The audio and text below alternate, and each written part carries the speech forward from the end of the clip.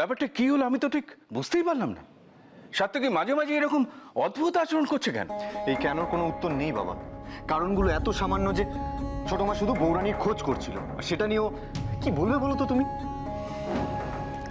বৌরানি পেছনে এরকম আদা জল খেয়ে পড়ে আছে, রোজ একটা না একটা ইস্যু বার করছে, আর তো পারা যাচ্ছে না। এটা ব্যাপারটা তো বাড়াবাড়ি পর্যায়ে চলে যাচ্ছে। তোমরা সবাই মিলে খালি সাত্তকীকে দোষ দিচ্ছ, একবারও তো ভাবছো না ও কনকের সঙ্গে ঘর করে।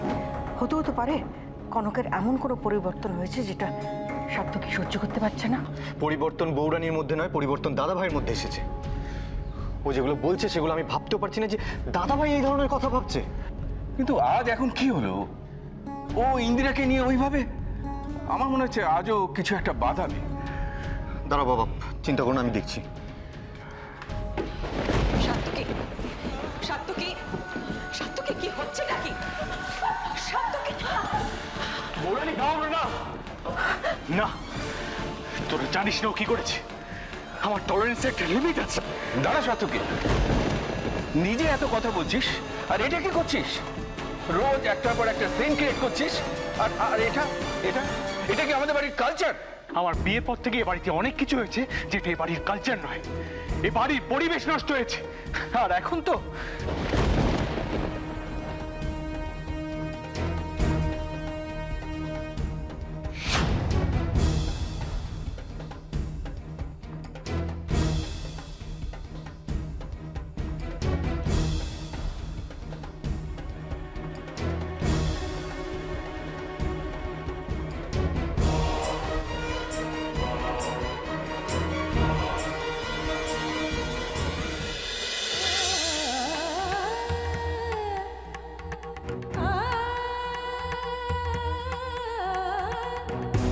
যেটাই হয়েছে সাত্তকী, সেটা তোমার সমস্যা।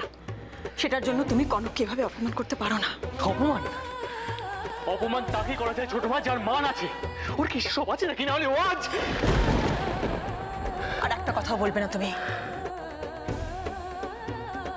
আমাদের প্রত্যেকের একটা সহ্যের সীমা আছে, এটা মাথায় রেখো। ছোট মা, ভালোবাসাটা ভালো, কিন্তু সেটা অন্ধ হয়ে যাওয়াটা ঠিক না। ওকে বুঝিয়ে কোনো লাভ নেই ছোট মা, কারণ ও বোঝার মতন অবস্থাতেই নেই। হ্যাঁ, আমি বোঝার মতো অবস্থাতে নেই। আমি কিছু বুঝতে পারছি না, এসব নিতে পারছি না আমি। তুই তুই নিতে পারছিস না বলে এইসব করবি? বৌরানীকে অপমান করে তুই হালকা হচ্ছিস? এসব কথা তোর ভালো লাগছে? আমার যে কি লাগছে সেটা আমি তোমাদের বলে বোঝাতে পারবো না। বোঝাতে হবে না তোর, কারণ যে মানুষটা তোর সব থেকে কাছে তাকেই তুই আজ অব্দি বুঝতে পারলি না। হ্যাঁ, বুঝতে পারলাম না, বুঝতে পারিনি, চিনতেও পারিনি।